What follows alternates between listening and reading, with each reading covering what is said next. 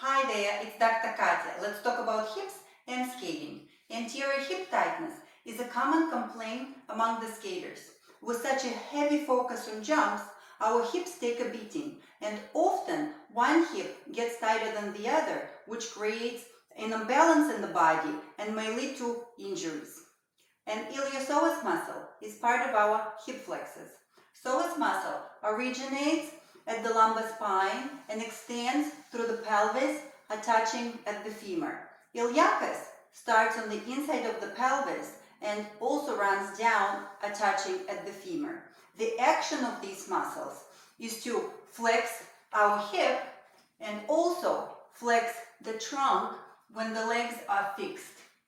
When these muscles get tight, they pull on the low back, resulting in anterior pelvic tilt and also increased lordosis.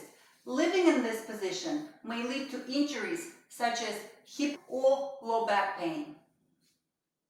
An effective way to release your hip flexors is to combine a stretch with an exercise band. Kneel down onto a cushion to protect your knee. Place exercise band right at the posterior hip joint line where the glutes meet your hamstrings. Keep your pelvis in a neutral position and point the sacrum down towards the floor. Shift your weight forward, pulling your belly button in and really squeezing the glutes. You should feel the stretch in the front of the hip. Do not lean forward. Hold this position for about 5 seconds and release. If you want to make this stretch even stronger, go ahead and shift forward and add a side bend of the trunk. Hold for about 5 seconds and release. If you feel that doing a stretch with an exercise band is too much for you, do it without. It should be at moderate intensity and pain-free.